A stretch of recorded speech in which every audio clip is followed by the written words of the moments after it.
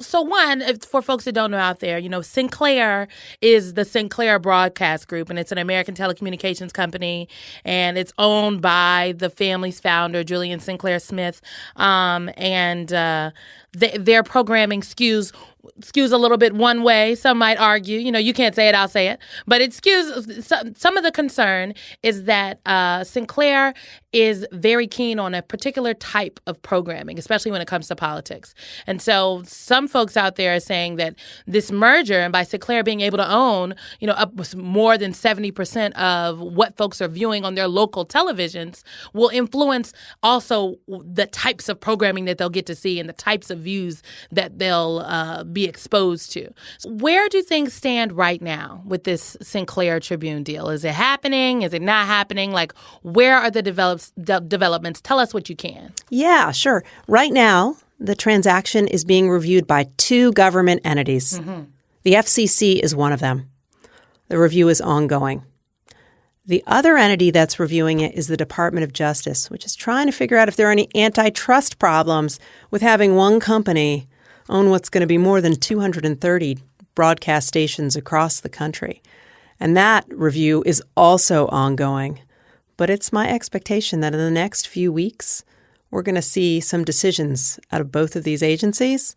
And I'm worried that we're going to just allow this company to become this new broadcasting behemoth that is going to have unprecedented reach into all of our homes. It's just so crazy because, for folks listening, look, Sinclair would end up, if this deal went through, Sinclair would end up with a total of 223 TV stations serving more than 108 markets, including 39 of the top 50 markets that cover about 72% of the U.S. households. Like, that's crazy. It would gain presence in the top 3 markets, such as like KTLA in L.A., WPIX in New York, and WGN in Chicago. This is literally like a monopoly on television stations. I don't understand how people aren't outraged about this. And, it really matters because if you look at the research from the Pew folks, what they tell you is about half of Americans get their local news from television broadcasting. In other words, that is still the essential place that people go to learn about their communities, to learn about campaigns that affect their communities. And it's unbelievably important that we have a diversity of viewpoints and owners when it comes to broadcasting because they affect local journalism and what that local news tells us when we sit in our households and listen. I just want folks out there to know that you have really been beating the drum on this issue. You have been quoted saying, instead of engaging in thoughtful reform, this agency, i.e. the FCC, sets its most basic values on fire. And as a result of this decision, wherever you live, the FCC is giving the green light for one single company to own the newspaper, multiple television and radio stations in your community. So, what can people do about this? If they are upset, if they're hearing this and they're like, okay, this tickles my fancy, I think I want to do something about it. What can folks out there listening do? How can they affect this conversation? I believe we need to make a ruckus. Yeah, I'm here for a ruckus. Here you are. I think you're down for that. We need to make some noise. I would say anyone who cares about this, who cares about letting a company get this big using the public airwaves, should write to my colleagues at the FCC. We listen. I think they should also do the old-fashioned activity of picking up the phones and letting their members of Congress know. Because I think when you make that kind of noise, you get more attention. And I'm hopeful that we can get a little more attention on this issue before both the FCC and the Department of Justice make a final decision. Okay, y'all, you heard the commissioner. Call the FCC, write the FCC, also call your members of Congress. Senate Democrats did call on the FCC's Inspector General to launch an investigation.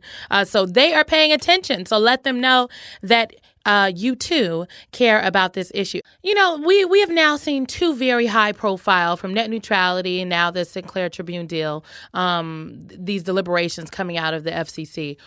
What can really happen? What institutional changes at the FCC need to be made so that, rulings like this are not coming down? Real good, sound policy is not being rolled back. Like, what changes can be made at the structural level of the actual FCC so folks, we don't have to get to a place where we are activating the activist base, where we have sound commissioners making sound policies and sound decisions for the American people.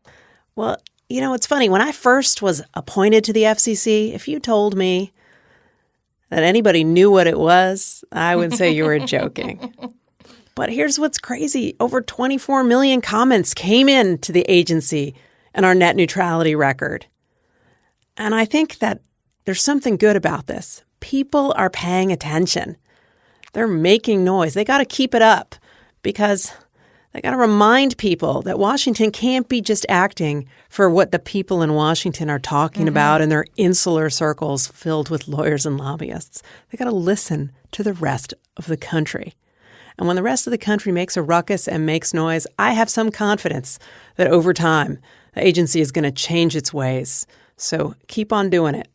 Keep the energy out there. Keep it coming. Keep the energy out there, y'all. And I would encourage you to vote in 2018 and 2020, and maybe we can get some additional commissioners on the FCC that will vote to protect Americans and keep the internet open, free, and fair, and not roll back these very sound and needed policies.